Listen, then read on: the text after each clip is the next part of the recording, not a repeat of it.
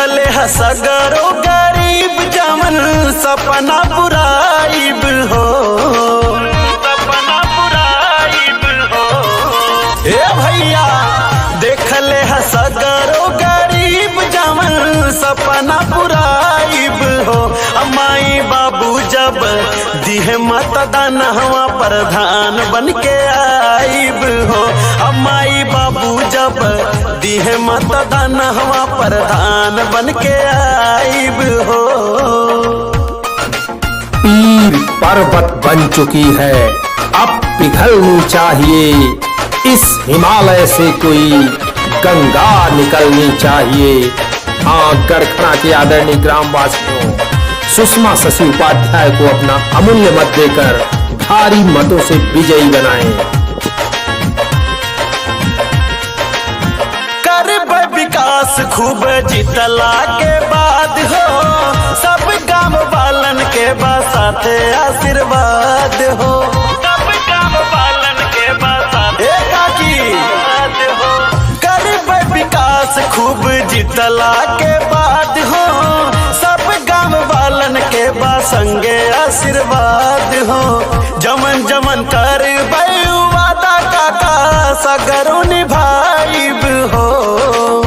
जमन जमन कर वादा चाची सगरो निभाइब हो। ओ काका काकी जब दिह मतदान हवा प्रधान बन के आइब हो। ओ काका काकी जब दिह मतदान हवा ता चंदन लगाइब हो।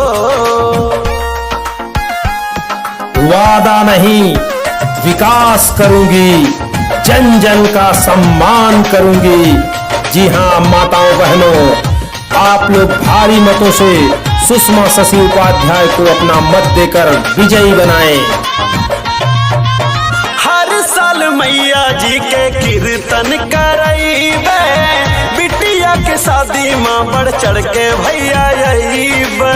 बिटिया के शादी माँ बढ़ चढ़, जब तक हमें चिंता ना करो। हर साल मैया जी के जागरण करइबे, बहिनी के शादी माँ बढ़ चढ़ के भैया अइबे। तन मन धन से हो सब के मददिया कराइब हो। तन मन धन से हो सब के मददिया कराइब हो। माई बाबू जब दिहे मतदान हवा प्रधान बन के आइब हो। ओ माई बाबू जब दिहे मतदान हवा ता पगड़ी पहन के आइब हो। हैंड पंप, नाली, शौचालय, आवासों का जाल बिछेगा। मौका अगर मिला हमको तो हिंदू मुस्लिम साथ चलेगा। सुषमा शशि उपाध्याय को अपना बहुमूल्य मत देकर भारी मतों से विजयी बनाएं। हाँ साथियों, विजयी बनाएं।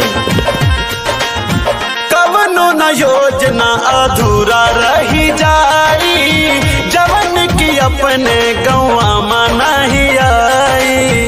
जवन की अपने गौवा में नहीं आई। बिछड़ा गरीबवन के घर बन जाई, सबके दुआरा पे हो नल लग जाई।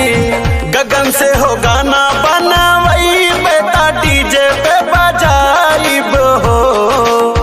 गगनमा से गाना बनावई, बेटा डीजे पे बजाइब हो। चाचा चाची जब दिहे मतदान हवा प्रधान बन के आइब हो। ओ काका काकी जब दिहे मतदान हवा प्रधान बन के आइब हो। देखले हसगरो गरीब जमन सपना पुराइब हो।